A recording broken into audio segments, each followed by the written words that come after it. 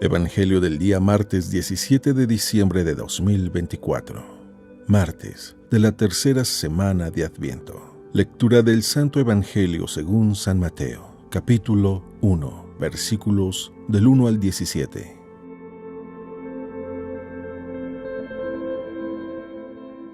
Genealogía de Jesucristo, hijo de David, hijo de Abraham.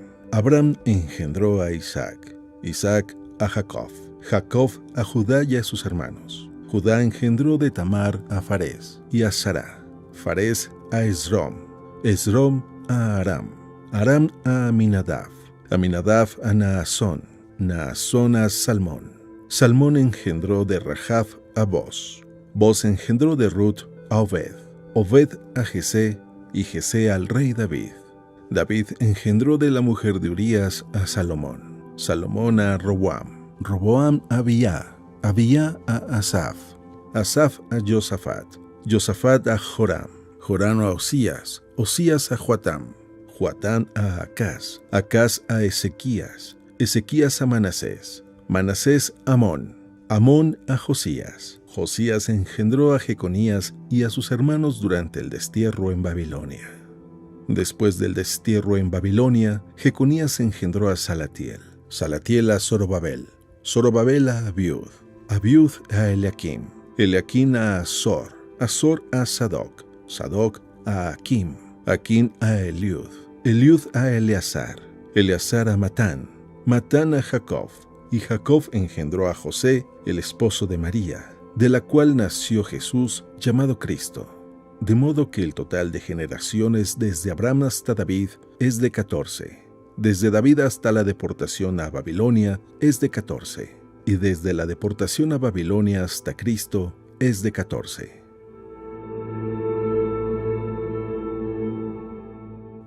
Palabra del Señor.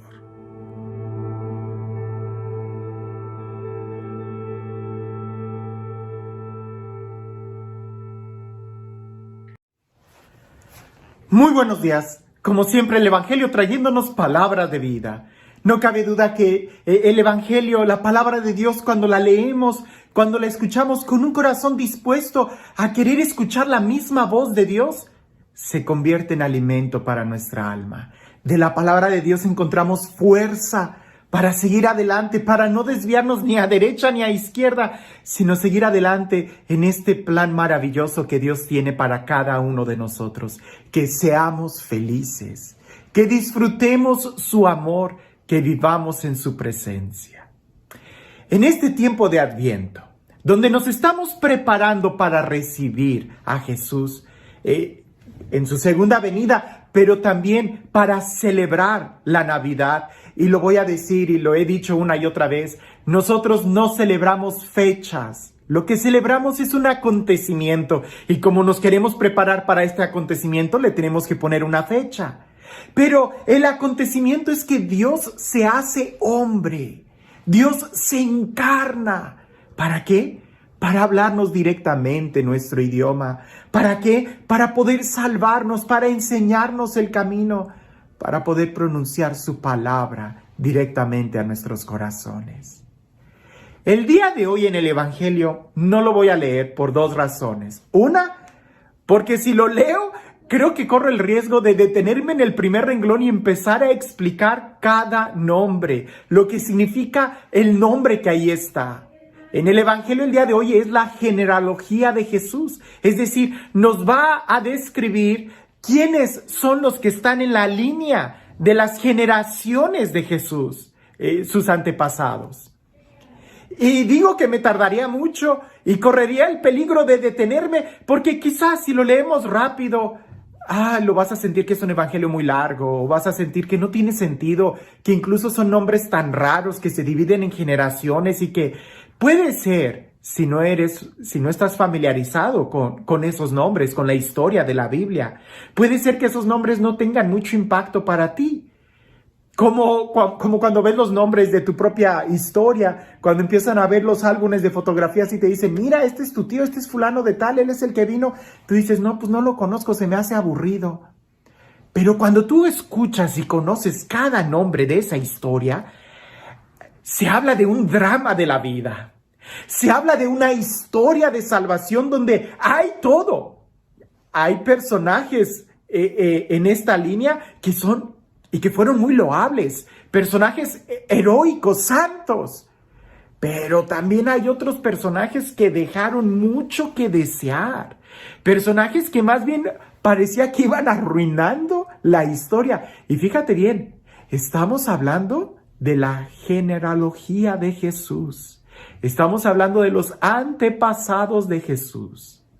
Sabemos claramente que Jesús nunca cometió pecado. Incluso radicalmente, la carne que Jesús asume en su encarnación tampoco cometió pecado. Estamos hablando de la Inmaculada Concepción de María, porque era necesario que Jesús, sin cometer pecado, pudiera pagar por todos los pecadores. Era necesario que la carne que Jesús asumiera no tuviera pecado para que esta carne fuera la que soportara el castigo que a ti y a mí nos trae la paz. Pero eso no le quitó a Jesús el que la historia en la que Él se encarna había mucho pecado, había mucha traición, había mucha maldad, personajes muy buenos y personajes muy malos. Déjame lo digo en una caricatura.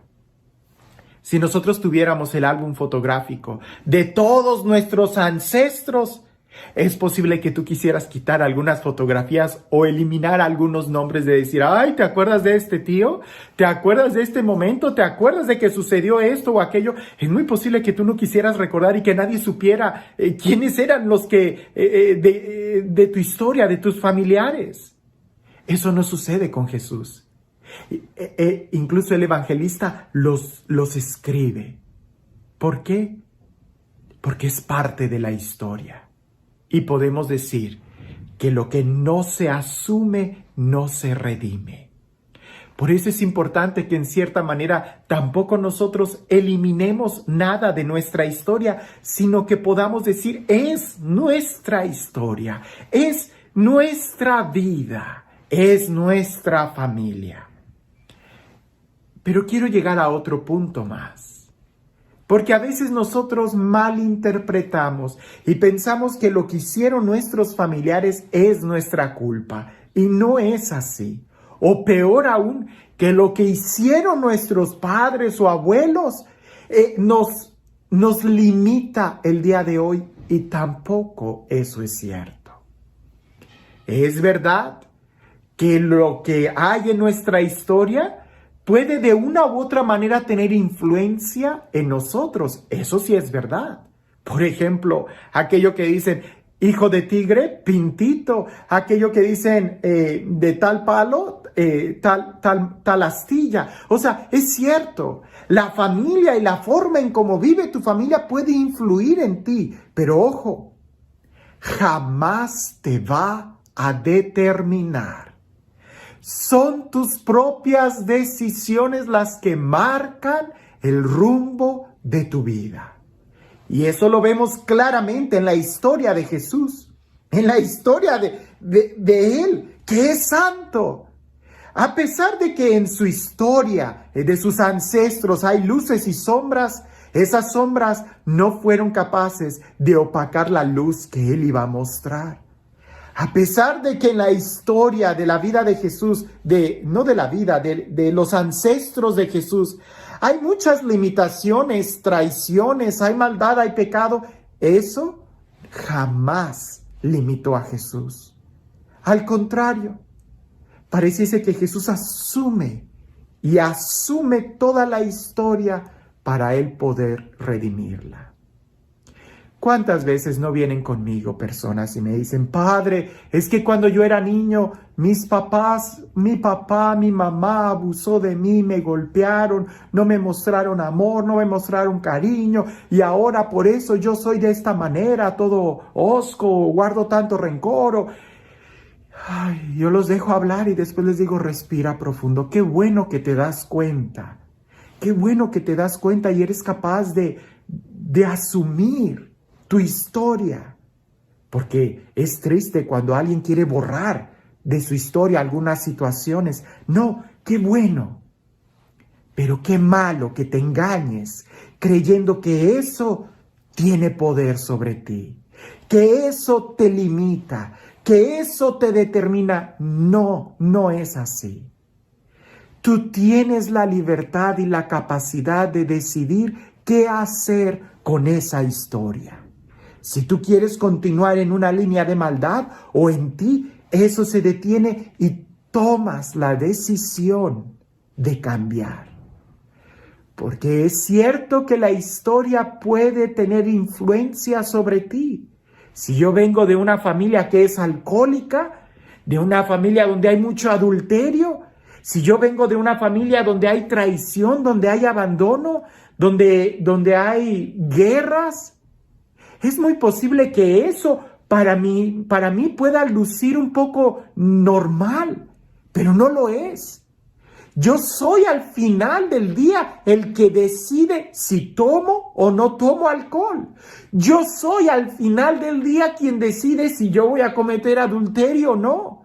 Yo soy al final del día si decido ser fiel o no. El ejemplo tan grande que tenemos es en la vida de Jesús. Sí, él viene de María, que es santa, y José, que es santo, y pudiéramos decir que también Joaquín y Santa Ana, los abuelos de Jesús también eran santos. Sí, pero sigue para arriba. Vas a encontrar personajes en la vida de Jesús que verdaderamente eran renglones torcidos, pero cuando tú logras poner esos renglones torcidos en las manos de Dios, Él es quien puede escribir derecho. Cuando tú logras poner todas tus pasiones, tus miedos, tus traumas en las manos de Jesús, Él puede hacer que se escriba derecho. Tú eres al final el que decide cómo quieres vivir, si influenciado o eres tú quien decide. El ejemplo que me gusta poner es cuando tú vas en el tráfico. Es verdad que el sol y la gente puede estar manejando muy mal y pueden influir en la forma en cómo tú manejas, pero no te determinan. Quien determina cómo tú manejas eres tú, quien tiene el volante. El que esté al lado podrá estar manejando muy mal, pero eres tú quien toma la última decisión. Date cuenta de cómo es tu contexto familiar. Pero también date cuenta que eres tú el único responsable de decidir sobre tu vida. Y este Dios, el Dios del amor, el Dios de la vida, el Dios de la gracia, el Dios que nos enseña que sí es posible ser felices en un mundo en donde se cae a pedazos. El Dios que incluso nos enseña que es posible cambiar y transformar este mundo, cambiar nuestra historia por una historia mejor. Porque aún el último capítulo de nuestra vida todavía no se escribe y a nosotros nos toca ser los protagonistas y decidir con quién queremos vivir. Que sea pues con este Dios, el Dios que entre a nuestra historia también y nos enseñe a asumir y a redimir nuestra propia historia. Que sea Él quien el día de hoy te bendiga. En el nombre del Padre, del Hijo y del Espíritu Santo. Había un hombre que se quejaba mucho y en aquella analogía que dicen, pues es que esta es la cruz que te tocó tomar. Él decía, es que mi familia, ahora estoy cuidando a mi papá enfermo y ahora tengo también esto, y se quejaba tanto de que iba con el sacerdote y le decía, es que la cruz que me tocó es muy pesada. Yo veo que todos los demás son felices, pero esta cruz que me tocó es muy pesada. Y en un sueño, él tuvo este sueño que es tan revelador y que quizás nosotros pudiéramos aprender. Él tuvo un sueño donde entra a una tienda, está caminando él con su cruz y ve tienda de cruces. Y él se sorprende, entra y dice, ¿qué es todo esto? Y él dice, es que aquí es donde nosotros le damos la cruz a cada quien que va a tomar. Y él dice, pues a mí me tocó una muy pesada, yo no la quiero, ¿la puedo cambiar? Y el ángel que está en la puerta de la tienda le dice, seguro, déjala ahí y escoge la que tú quieras. Y aquel hombre empieza a caminar y ve una cruz grande de cristal con diamantes, con detalles de perlas preciosas. Y dice, wow, esa cruz es preciosa. Y donde apenas se acerca y la quiere tomar, le corta las manos. y empieza a sangrar y dice, no, esa cruz es muy filosa, no puedo tomarla, muy bella, pero lastima, ¿de quién es? Y el ángel le dice, esa es la cruz que le tocó al Papa. Y él dice, no, el Papa es santo, yo no. Y va con otra cruz y parece que es de madera muy ligera y donde la toma se astilla. Tiene muchas astillas y dice, no, esta tampoco. Y así va con cada cruz, una de bronce que termina siendo muy pesada. Otra que parece que es muy ligera, pareciese que fuera como algodón y dice, esta sí la cargo, pero cuando se moja se pone muy pesada. Y total, que al final agarra una cruz y dice, sí, yo creo que esta sí puedo cargarla. Entonces la voy a cambiar. Y se acerca al ángel y dice, me llevo esta. Y el ángel le dice, yo creí que la ibas a cambiar. Y dice, ¿a qué te refieres? Y dice, es la misma cruz con la que entraste. A veces nosotros quisiéramos cambiar nuestra cruz, cambiar nuestra vida, cambiar nuestra historia, cambiar muchas cosas. Pero parece que esa vida que tenemos y esa historia es la mejor para nosotros. Lo que tenemos que hacer es tomar las mejores decisiones y seguir adelante. Que tengas un excelente día.